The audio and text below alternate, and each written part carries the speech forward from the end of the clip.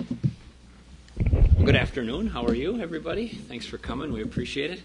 We didn't have any big pronouncement for you today other than to just sit down and share a few thoughts with you by way of update on the session, and really just have this be an opportunity for you to ask questions or have conversation about whatever's of interest to you. So I'll talk about a few things, and then we'll just throw it open for informal discussion on whatever you'd like. So a couple of things that are of interest in the last 24 or 48 hours. One, of course, is the settlement with the state employees unions. We have been saying for many months it's our hope and expectation that government employees across the state of Minnesota will accept a 0% and 0% wage package for the next 2 years.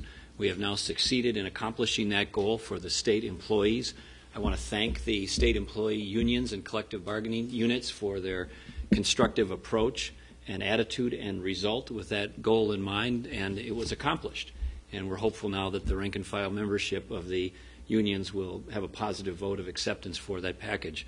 The key features of the package are these. The next 2 years would be 0% and 0% wage increases. There's a small step increase in the second year of the contract. There's also some additional limits on health care costs, but the employer part of that or the employee part of that will be $125. There's a 0% premium increase in 2010, and there's an up to about a 6% premium increase in the second year. As you know, we reached an impasse on the issue of furloughs. We believe strongly that we have the existing authority to impose those or invoke those if they're needed. The unions feel equally strongly that that right doesn't currently exist, so that will just have to be deferred, the answer to that deferred to another day. But the package overall, I think it's a tremendous acknowledgement by both the state and the unions that these are challenging times and everyone has to tighten their belts a bit. And so we hope this sends the signal to the school districts, to the counties, and to the cities that we expect similar settlements from them as they go into their negotiations with their public employee unions. One of the main cost drivers for local units of government, particularly school districts, is increases in salaries and benefits for their employees. And so we hope and expect that they'll have the strength and the success in settling those contracts in a way that results in a no wage increases or a wage freeze, I should say, for the next 2 years. So our call is, please, at the local units of government, freeze wages of public employees for the next 2 years. We've done that at the state level previously with the faculty unions of the state college and university system, and now with the state employees more broadly. So we think it's an appropriate settlement, one that needs to go across state government in Minnesota. A few other items of interest. Of course, the tax bills now from the Democrats have been made apparent, made available, and we have a low-light sheet that I think Brian has distributed to you. This is a very troubling set of proposals. They raise taxes across the board on income taxes. In the Senate's proposal, they create a new fourth-tier income tax that would not only be, I think, the highest or second highest, Brian, or second? Fourth highest in the country, but one of our other tax brackets, I think, would also be in the top 10. So we'd have the distinct dishonor of having 2 of the top 10 tax brackets in the country at the same time in one state. It's almost laughable on its face. The House takes a very different approach and taxes just about everything, some things that I think are just incredibly troubling, and all of it's troubling, but some of them are just almost bizarre in their intent and impact. So not only do they add an increase to the income taxes, but they reduce or eliminate deductions for a whole variety of very important public policy goals in Minnesota, including home mortgage interest deduction, charitable contributions, child care, education, and kind of the coup de grace of the whole thing, taxing expenses relating to organ donation, which shows you, I think, in a dramatic fashion just how out of touch some of these proposals are.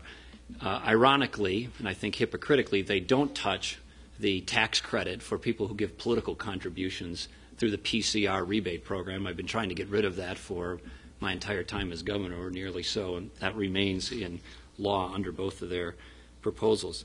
They also passed a bill, I guess, the other day that proposed a sick tax increase, but they won't tell you how much. They left it blank and then passed the bill blank. So it continues this pattern of last-minute push things to the last minute, don't show the people of Minnesota what they're up to, and give them limited or no time to respond or weigh in to the debate in a meaningful fashion. And then finally, we have, I think, some press reports about the levels of expenditures under the budget bills of the governor versus the House versus the Senate. These are still a little imperfect because when they put out their target sheets, they don't put a lot of detail into what's behind them. But as near as we can calculate from the Minnesota Department of Management and Budget, it is not accurate to say that they are spending or cutting spending less than the governor. We have the numbers here, both using federal stimulus and not using federal stimulus, so that is not correct in our view to report it that way or to reference it that way. So I wanted to point that out to you as well. With that, I'll stop my comments and see what's on your mind. Would you veto them? Of course, yes. What happens now, Governor? There seems to be such a wide gap between TFL leadership and Republican stance. Is this just headed for a collision, special session? What happens next? Well, the gap may not appear as big as you think it is. I think it is closable and something that we could constructively bring to a conclusion in a timely manner. For example, we use the K-12 education shift. The House uses it a lot more, I think $700 million more. We do a bunch of tax cuts to the tune of $250 million or so. They don't. That's $1 billion swing right there. So if they chose not to do my tax cuts, we chose to do some or all of their shift, you pick up $1 billion. So that's one example of a substantial move that you could do, in a pretty quick order. How is a gap like this closable, though? What's the confidence, I guess I should ask? Zero. $2 billion tax. Well, Pat, again, if you look at the things that are in common, I think rather than focusing on things that are not in common, if you think of things that are on the table that are of a common nature, two of which I just mentioned, those are the kinds of things that I think we should focus on. Keep in mind that everybody, relative to forecast, as opposed to current levels of spending, the numbers change, but relative to current levels of spending, the governor is proposing to cut spending 3.5%, the House 2.1%, and the Senate 0.1%. So when they talk about these across-the-board spending cuts of 7%, now shrunk to 3%, when you do the math and actually look at either with federal stimulus money in or not, it's not a cut at all. So we're talking about a range of spending reductions between essentially 0 and 3.5%. There's a lot of Minnesotans, including me, who would say that the cut should be bigger. So that's really the gap in macro terms compared to what we're spending today. We're really arguing about a range of spending reductions between 0 and 4% on the high side. Now, there's a lot of moving parts underneath that. Compared to forecast, again, which has future spending increases baked into it, if you look at the February forecast and then look at what the spending reductions would be, the range is between 8% and 4.5% to 8%. You said that you still have the ability to use furloughs. Would you expect to actually use them, and would they save the state any money? And if you use them, even though the union says you can't, wouldn't you expect to be sued? Yes, yes, and yes. We believe we have that authority. I don't know that we'll ever need to use it or want to use it. The settlement that we got is really the larger goal that we were after. If we did invoke our authority to use furloughs, I presume it would be grieved. First of all, there's not a lawsuit mechanism, but a grievance mechanism under collective bargaining to address and resolve those kinds of issues. It's cheaper and faster and more informal, so that would be the first phase of it or start of it. And then there's a dispute about whether it would save money or not, Rachel. We think it would. The unions think it wouldn't. They've got various calculations showing direct and indirect impacts, but that's a debate that's without conclusion at the moment. The economy's about as bad as it's ever been in the last 50 years. So under what conditions would you consider imposing a furlough to either save money or make up money in the future? Well, if things significantly deteriorated from here, we would consider that, Pat. If things stay on about the plane they're on and or get better, which is what we hope in the intermediate and long term, I don't think it'll be necessary. The California courts have The settlement we just have at 0-0, no step and lane in the first year, no health care cost in the first year, and only modest step and lane in the second year, and a cap on health care costs in the second year is going to go a long ways towards addressing most, if not all, of our concerns about containing personnel costs in the next 2 years. Can you quantify how much money that is at the state?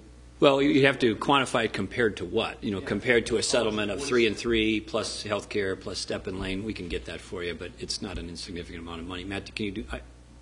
We'll get it to you. Governor, courts in California have upheld the governor's right to do a furlough there. Is that part of what reinforces your belief that you would be able to do that here if necessary? Well, not to bore you with all the details, but you know, in general, employers have the rights that are otherwise not limited by law or by collective bargaining agreement. So the collective bargaining agreements are silent on furloughs. The law doesn't prohibit it, and so we believe strongly that those rights are reserved to us under long-established legal principles. Governor, will anyone lose their job? Will there be any layoffs as a result of this? As a result of the settlement? Yes, sir. Well, I don't think you're going to see layoffs as a result of the settlement. You're going to see layoffs as a result of lots of other reasons, namely broader budget pressures, but I don't think the settlement is going to make that worse. In fact, because the settlement is so appropriate for the times, it will actually, in my view, reduce or limit the number of layoffs that otherwise would have occurred. Would you look for deeper cuts as a way of closing the gap? Let's go to Martiga since you've already had a question. You just said there's about $1 billion swing if you drop some of your tax cuts that you want and they take some of the shift. But in this letter to Representative Greiling today, you said the House shift goes too far. So where are you on the shift? Yeah, and I only meant that for illustrative purposes, Martiga. I'm not saying that that's what should happen. Or I'm just saying if you look at things that are common, at least categorically common, the shift is common. So then you argue about is it 90-10, 80-20, 70-30.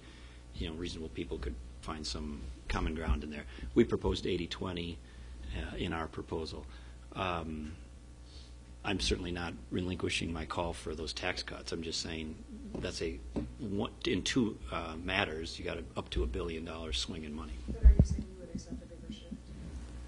Or you would accept a bigger shift? I think that's unwise, but we're not going to slam the door on that because it's a device that's been used relatively successfully. It's not optimal like many of the choices that we're choosing between, but when we get to the end of session and we have to find some accommodation between these various positions, that's one where there's some flexibility. Senator Bach keeps saying that you have to recognize or acknowledge that you raise revenue in your bill, and he points to the tobacco bond and I think property tax increases is how he looks at it. Is that tobacco bond, how would you characterize that as? Is that going to be a focal point of the revenue raising in the final negotiation? Well, for the reasons I just mentioned to Martiga, you could ditch the tobacco bond if you don't like it. I mean, first of all, I would characterize it as not optimal as a choice, but we're not choosing between optimal alternatives. We're choosing between lots of things that are difficult, less than ideal, and that's one of them. So I acknowledge it is not perfect. It wouldn't be our first choice, but it's one tool to at least consider in the toolbox of how you get this closed up. And it is not unheard of. There's at least a dozen, I think more other states have done something similar or very similar to the tobacco appropriation bonds in Minnesota. If they don't like that, there are other alternatives, as we were just referencing. As to Senator Bach, you know, ironically, his bill that he put out actually increases property taxes under the same analysis by the Department of Revenue dramatically more than he claims mine did. I remind folks that property taxes are not set at the state level. They're set primarily, not entirely, at the local level, and this notion that local units of government have no choice but to raise taxes for any reduction in local government aid or otherwise is bunk. The House and Senate bills both try to undo the levy limits that were just put on last year. What's your view of that? Well, Lori, the primary rationale originally for taking off the levy limits was you cut or unallotted LGA either actually last year or in your proposals this year, so it's fair to take off the caps. That's the rationale. You'll notice that rationale is no longer being cited very prominently because it's false and misleading. Under current law, you can levy back under the caps the unallotments as well as any LGA cuts for calendar year 9 and calendar year 10. So if that is in fact already in current law, what's their rationale now for taking the caps off? Strange silence to them and in the room. And so I think it's a terribly bad idea to take the caps off, and the reason they originally cited to take the caps off is flawed and is misleading and inaccurate. Beyond that, the caps themselves were a compromise to begin with, both in terms of the level and the exceptions built into it. It is reasonable, and in fact I would suggest to you the only way you're going to contain property taxes in the state of Minnesota is property tax caps. They're the most effective way to do it. I strongly object to their DFL's plan to take the property tax cap off. Majority Leader Sertich 2 days ago accused you of not being a leader during this budget process, not engaging the DFL in this process, and in his words, it's not going well because of that. What's your response to that? That's the usual rhetoric in April and May that they use every year. But the fact of the matter is I've spent a great deal of time in recent weeks meeting with committee chairs, Republicans and Democrats, about legislative issues, and so it's just not factually accurate. Governor, President Obama has a number of bank credit card folks at the White House telling them to clean up their act. Part of the Senate tax bill has a provision where any bank credit card company, I believe, that charges over 15% interest would pay a higher tax in Minnesota. Do you favor that type of approach? Well, I certainly don't think that all the credit card practices in the country are as good as they could be, but the Democrats need to stop thinking up a tax increase every day and start focusing on how they can contain and reduce spending. They have almost by the hour a new proposal on some tax increase. And the fact of the matter is everybody else in Minnesota, most families, most businesses, most institutions are having to live on flat or declining revenue, at least for now. The same needs to be and will be true for state government. So they need to get over this notion that they are going to raise taxes to get back to the good old days of spending. Nobody else is getting to do that now. But couldn't this actually help consumers by keeping the credit card companies from charging loans? Well, if they want to do that, then pass a regulation to that effect if they think it's a good idea. I don't think the answer is to raise taxes to do it. Are you going to try to cut government more in order to close this gap? Would you take some of the ideas for cutting that they've had and say, you could give up some of the shifts or appropriation bond by dropping more spending? We're already higher than them on cuts, both as to forecast and as to the current biennium. But if there are categories or areas where they would like to cut additionally, we would certainly explore that and probably embrace much of it. Governor, should the legislature put some mechanism in place to freeze local government employees' wages by LGA or there's other mechanisms they can do it? Second part of my question, are you going to require that such a measure be in an omnibus bill somewhere in order for you to sign? Well, we researched that last fall when we were ramping up to the budget and the state of the state bill, and it's technically perhaps possible in terms of just requiring it as opposed to the incentive approach. There's different ways you could do it. And what we settled on is if the state could set the example and set the standard with its settlements principally in the public employee unions and the higher education institutions, then there'd be a lot of pressure and pattern on settlements for local units of government. So that's been our argument, that if we can do it, they can do it and should do it, and that citizens should hold school districts, city councils, and county boards accountable for a 0% on their wages. In other words, a wage freeze for public employees for the next 2 years. Citizens should demand that. Nobody else, or very few people, are getting wages increased now. Most folks are experiencing furloughs or concessions or other problems in their employment. So we should demand it, but we did not pursue the idea of a statewide mandate because that arguably violates collective bargaining agreements. It won't be something that you'll push in intercession negotiations as you pursue. Well, we have pushed it, but the problem is the legislature cannot impair existing contracts, and the collective bargaining process reserves for itself under current law negotiations over terms and conditions of employment. So unless you change PELRA, unless you change the collective bargaining process, you can't do that. And the Democrat-controlled legislature, I don't think, has got the stomach for that. Governor, what do you think about the possible cuts to hospitals that the House healthcare people have outlined as a result of your budget proposal versus theirs, and what do you think would be the impact on hospitals around the state as a result of your proposals? Well, the hospitals are not immune from the recession. They're experiencing fewer patients, revenue challenges just like everybody else. And so is there going to be some pressures on the healthcare delivery system? Yes. Is that going to include hospitals? Yes. Even under the DFL proposal, that's going to happen. And there's also a need for hospitals to modernize. There's also some misallocation of hospital resources in Minnesota in terms of capacity being mismatched with need geographically and otherwise. So we hear and understand the concerns of the hospitals, but they're not immune from the historic recession. This is the worst recession since World War II in most economists' opinion. And any group that comes here and says they are immune from the cuts or the pressure or the impact of that is blowing smoke. And they got to be held to account and say, well, what are you going to do? And the answer isn't, give me my money and I'm going to cling to the status quo. So is there going to be pressure on hospitals? Yes, there's going to be pressure on everybody. And instead of coming and complaining, maybe they should put some ideas on the table about what they're going to do to change. Do you believe the tobacco box? Do you think you to admit that there is revenue in your budget, the tobacco bonds and what the property tax increases that he's pointing to? Then if he can get you to admit that, then talk in turn to what kind of revenue the state needs, and presumably you can talk about taxes in a different way than you have to this point. Yeah, Senator Bach has proposed across-the-board income tax increases on every tax bracket in Minnesota. So every hardworking Minnesotan is going to get a substantial tax increase under Senator Bach's proposal and the Democrats' proposal. Again, I believe it gives us not one but two of the top 10 income tax rates in the country in a state that's already highly taxed.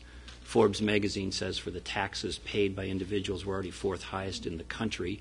The state of Minnesota is not nearly as competitive as it needs to be already in terms of cost. If you do what Senator Bach says, you're going to not only increase taxes on individual Minnesotans, you're going to increase taxes on nearly every small and medium-sized business in the state because they pay their taxes on their individual returns. It is a horrifically bad idea. And so we need to find ways to reduce taxes, minimize taxes in Minnesota, not increase them, particularly in these times. So, and he's also the chief proponent of taking the property tax cap off. In your opinion, though, do you think that softens the law a little bit, considering the income tax increases that you propose, or is that The DFL's budget is structurally misleading and flawed in a lot of different ways. For example, in order to balance in the out biennium 12 and 13, they have to cut K-12 education for 4 years in a row substantially. They're not going to do that. And so they do it as an accounting mechanism, but they're not going to do it in real life. So this notion that somehow they're not manipulating the numbers, I think, is flawed. But to be very blunt about it, whether it's Senator Bach or other DFL members, they're going to be very disappointed if they send me bills with that increased taxes. They're going to get vetoed, and they need to know that. We got time for one or two more questions.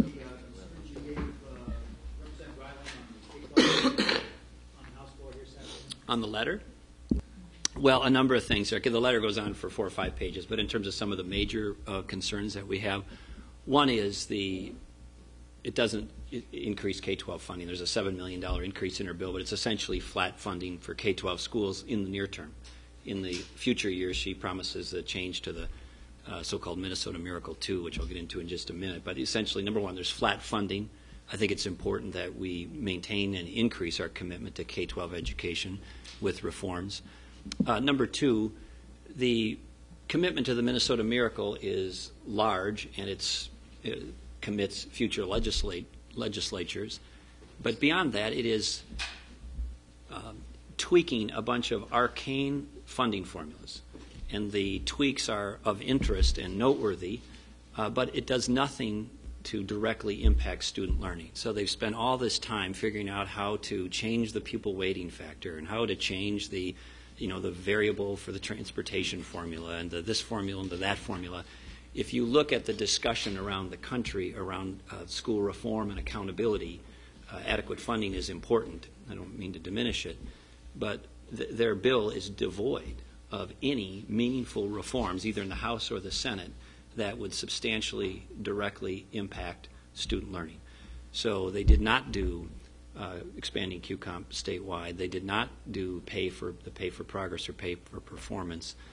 They have not funded the assessments that we need to hold schools accountable and the technology to do that. They have stepped way back on the graduation standard requirements that were rigorous and nation-leading, and now they're, it's 3 strikes and you're in kind of approach on that. And the list goes on and on. So it's flat funding. It is a bunch of formula tweaks in the future with no real reform or accountability addressed around it. But I look forward to working with Representative Greiling. I know her well. We've been in contact about these issues, and so I'm hopeful that in the next couple of weeks we can put together a bill that addresses some of the concerns we have and get it signed. We're going to wrap up after this, I think. So. What made you decide today? Was it to show that you're engaged in the legislature? You just haven't met with us for a while? You missed us? Well, I saw you recently. That's true. So you didn't miss me. Well, no, we don't need to get into that. But, this idea that I haven't been engaged, I've been meeting with legislators and doing all the things that the governor does here every day. So that's the usual rhetoric that they come up with. And the fact of the matter is, as I've told them in writing and verbally, I'm available to meet with them upon reasonable notice at any time. You sent a letter to the speaker offering to meet. Would you meet with them in public? I have. We've done that in the past. It tends to just become, a little bit of a show. And so what I've suggested, if they want to have debates about in public, they can have Commissioner Hansen be there. And if they want to meet with me, I'll be happy to do that otherwise. Governor, as this moves along in the next couple, 3 steps, if it's but on just as an example, this morning I met with Representative Rukavina. I represent Senator Pappas in the last couple of weeks. I've met with Senator Stumpf. I took Langseth up to Moorhead the other day, and Maury Lanning. We've met with Representative Greiling and many of the chairs on all these committees that we're talking about, and had in-depth discussions about their bills and our concerns and what it might take to find some common ground. So I know the leaders are, putting out that rhetoric, but it is not supported by the facts. I'm sorry? That's a selfish question, Rachel. Well, Rachel, we just, we periodically have press availabilities to make sure that you guys have a chance to get your questions answered, and talking to McClung isn't continually satisfying. So, Never satisfying. Governor, can I get one quick? Go ahead. Real quick. The GLBT folks are out in front. It's their lobby day up here. And with what's happening in Iowa on Monday, when gay marriage will be allowed down there, do you sense a new urgency here among people opposed to gay marriage to get a ban to the vote of the people here? Well, my view on it is I believe marriage should be defined as between one man and one woman, that not all domestic relationships are the same, and that traditional marriage should remain elevated as a special category and be defined as between a man and a woman. We have a law in Minnesota to that effect, but there's concern that the courts could overturn that law. So a constitutional amendment would ensure or guarantee that traditional marriage would be defined as between a man and a woman.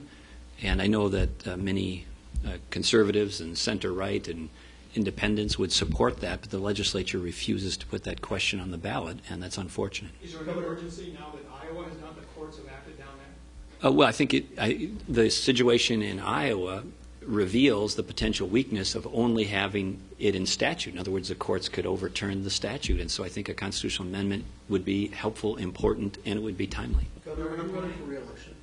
I told you I would announce that sometime later this year. What's with this 50 new website?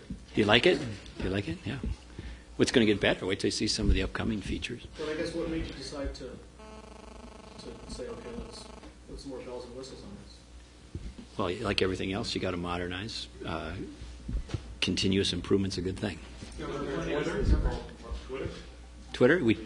I think we're starting Twitter today. I gave a couple of tweets just over the lunch hour. We should wrap up. Are we sending them out?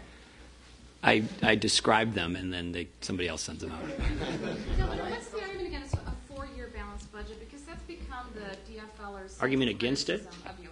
Yeah, they keep saying that they want to balance the budget 4 years out. So do we. And that you don't. That they say that you're not going to carry through with a budget proposal that would cut healthcare. No, we support the 4-year balanced budget, Pat, and the requirement that goes along with it. As you'll recall, I signed that into law enthusiastically. A short time after that, we presented a budget that is balanced for 4 years. Now, the one way that that gets accomplished is slowing down dramatically the runaway, reckless, irresponsible health and human service spending. And so it's balanced. The fact of the matter is the Democrats don't like how it got done. So then they say it's not balanced. It's not that it's not balanced. They just don't like it. And you'd be prepared to carry through on it. The way Absolutely. it is. And I would also suggest to you you're letting them off the hook, because if you look at their spending, for example, in K-12 education, to balance in 4 years, they have their K-12 education number flat for 4 years. If you believe they're going to do that and that's realistic for them, please come and see me. I got some stuff to sell you. I mean, it's so apply the same standard when you are making these judgments. And you don't editorialize, but Lori does. Apply a consistent standard. All right, we got to wrap up, Governor. Yeah. Bill's fifth question. So. After you veto the bills, and we're sitting here early May, Democrats come to you and say, Governor, if you want that increase in K-12 education spending, we're going to have some revenue increases. Bill, here's the heart of the matter now and in the intermediate and long term for the state. We were in a meeting this morning about K-12 education funding, and the range is on the Senate side a few percent reduction, the House is flat. We got a couple percent increase. So we're talking about can you get up 1, get down 1%. In K-12 education, which is arguably the most strategically important part of the budget for all kinds of reasons. At the same time, they continue to fuel and enable a 20+% increase in health and human services.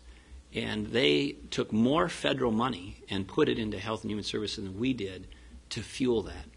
So all of this is very interesting, but there is one thing that is going to continue to erode the state's strategic ability to get ready for the future. Two things. One is the absolute runaway health and human service, social service, welfare, and publicly subsidized health care budget. If the state doesn't come to terms with that and slow that down, much of this other stuff is going to be secondary in the not-too-distant future. So they refuse to confront that reality or meaningfully do anything about it. And year in and year out, that's what drives the bus. Number two, we cannot add costs to the state of Minnesota in the form of tax increases of the type that the Democrats have proposed or otherwise. We are already uncompetitive. We already are seeing too many businesses and business leaders saying we are not going to expand here, grow here, be here, because it's too expensive to do business in your state. And that is not good for the quality of life of our citizens. The number one cornerstone for their quality of life is their ability to have a job. And our ability to grow jobs depends in part on being cost competitive. And we have made some progress, but we have not made nearly enough progress in that regard. Okay, we got to wrap it up there, guys. One quick clarification. So if the tobacco bond is on the table in terms of revenue, everything else in terms of revenue is off the table, tobacco bonds, and that's it. Again, we're not wedded to the tobacco bond idea. If they have another way to come up with $1 billion or in cuts or otherwise that doesn't raise taxes, we'd love to hear what that is. And keep in mind, I think 15 or maybe more states have already done it. And, it wasn't the sky didn't fall in those states. Thank you. No sin impact fee?